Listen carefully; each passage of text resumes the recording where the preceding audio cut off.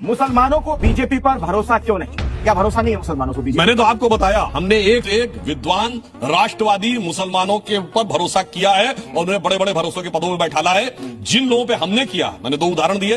Doctor कलाम से बड़ा scientist पूरे हिंदुस्तान में आज तक उस स्टेचर का नहीं हुआ। आरिफ मोहम्मद खान साहब से बड़ा आलिम फाजिल मुसलमान नहीं हुआ। हमने ऐसे लोगों को किया है। मगर समस्या क्या है कि विपक्ष को केवल अपराधी और आतंकवादियों में भरोसा है। वो कहते हैं अफजल हालात का मारा था, उनके लिए याकूब मेनन की जुडिशियल किलिंग हुई थी, उनके लिए बुरहान आनी भटका हुआ नौजवान था, उनके लिए हाफिज साहब था, उनके लिए उसामा जी था, उनके लिए इशरत जहां बेटी थी, और उनके लिए जाकिर नायक शांति का मसीहा था। भाई साहब, आप किस मुसलमानों में भरोसा जता रहे हो, ये बताओ ना। फैक्ट में मुसलमानों के साथ क्या हुआ है, पश्चिम बंगाल में मुसलमान 30% है, सरकारी नौकरी में कितना है 1.8। आज तक एक दिन भी बीजेपी की सरकार नहीं रही है। गुजरात सबसे ज्यादा हमारी सरकार रही है, मुसलमान है 8 साढ़े 8%, सरकारी नौकरी में 7%। अब उत्तर प्रदेश जहां का मैं रहने वाला हूं, 1931 की सेंसस में तो उत्तर प्रदेश में रेट ऑफ लिटरेसी 8% थी।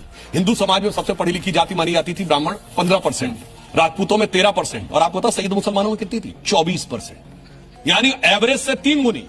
मुसलमान ब्यूरोक्रेसी में 20% था यूपी में, और वहां से लेकर सच्चर कमेटी की रिकमेंडेशन आने तक तो हमारी सरकार नहीं रही थी। 6 साल अटल जी का छोड़ के 67 साल में 61 साल सेकुलर सरकार रही, फिर 1.5% पे आ गए। हम तो मजलूम हो गए, हम तो गरीब हो गए, हम तो ये हो गए। उसके लिए कौन जिम्मेदार था, 6 साल की हमारी सरकार या 61 साल की सेकुलर सरकार? इसीलिए मैं कहना चाहता हूं, एक असली मुसलमान दिल से जानते हो क्या बोलता होगा, ये जितने इन्होंने सेकुलर घाव किए हैं ना मुसलमानों के ऊपर, तो मैं एक सच्चे मुसलमान की तरफ से कहना चाहूंगा कि तमाम जिस्म ही घायल था, घाव ऐसा था, कोई देख ही न सका, रख रखाव ऐसा था। चलिए।